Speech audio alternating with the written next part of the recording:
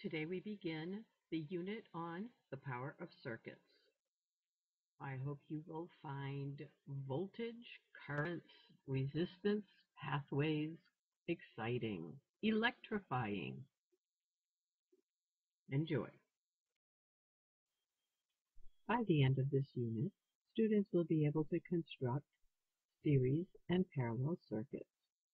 You will also be able to use symbols in order to draw schematic diagrams that represent each circuit. You will become familiar with terminology associated with this unit, as well as be able to identify the differences between both parallel and series circuits. Hi guys, today we will explore how electricity works. Mr. Mack and I will introduce some new terms such as parallel and series circuits, schematic diagrams, volts, current, and resistance. Mr. Zoas, as you know, we are fortunate in the United States. We often take electricity for granted. But, when we lose power and our laptops, iPods and TV no longer work, life becomes a little dull, right class? That is so true. Let us review a little first. Remember in a previous class we learned about atoms and how all matter consists of these tiny particles. Well, you may also remember that atoms consist of protons, neutrons and electrons. The diagram on the next slide is an illustration of a helium atom. Notice it has two protons, which have a positive electrical charge, two neutrons, which are electrically neutral, and two electrons, which have a negative electrical charge. Electrons and protons are electrically attracted to each other. Looking at our diagram, the yellow electrons move around outside the nucleus, where the protons and neutrons hang out. If the atom contains more protons than electrons, the total charge is positive. If the atom contains more electrons than protons, it is an overall negative electrical charge. More electrons means the atom has a negative charge, and this is called a negative ion. When the electrons move around and start working together to flow along a circuit that provides electricity. Shortly, we will show you a video that gives an illustrated introduction to parallel circuits, series circuits and schematic diagrams.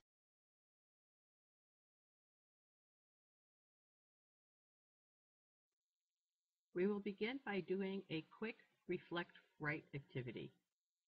Think about a room in your house. If one light bulb goes out or is removed, do all the lights in that room go out? Write down your response, record the reasoning, and save. Please select the hyperlink titled Series and Parallel Circuits created by Derek Owens. You will be learning more about parallel and series circuits, as well as an introduction to schematic diagrams. You should now be able to make a schematic diagram. Using the legend supplied, create first a series circuit. This circuit should have one battery and 4 light bulbs. Your second diagram should represent a parallel circuit. It will have one battery and 2 light bulbs.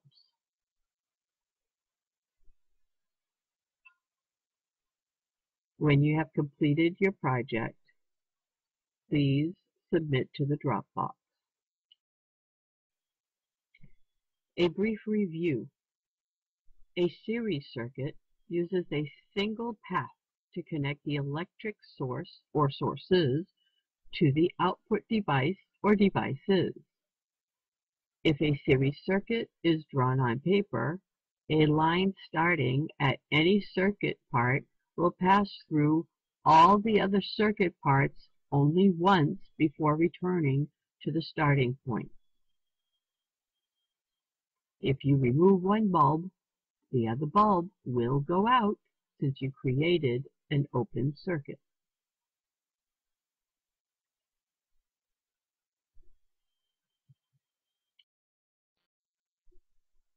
In a parallel circuit, you provide more than one path for the electric current. After the electricity leaves the source, it follows two or more paths before returning to the source. If two identical bulbs are connected in a parallel circuit, the electricity travels from a battery through each bulb, then back to the battery on its own path. If you remove one bulb, the other stays lit.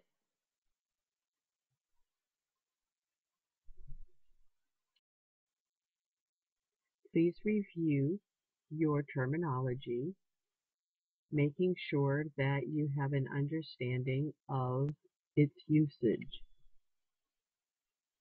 Your next activity will require familiarity with these terms. It's quiz time.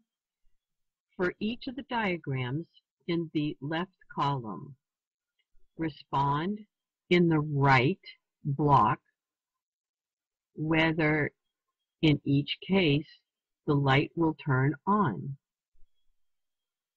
Record your prediction and provide a reason why. It is time to revisit your original reflect and write. Think about a room in your house. If one light bulb goes out or is removed, do all the lights in that room go out? Now, review your original conclusion. It's time to update and explain how and why your response would happen. Use the appropriate key terms in your response. When you have concluded this activity, upload to the Dropbox. Congratulations! You have successfully completed this module.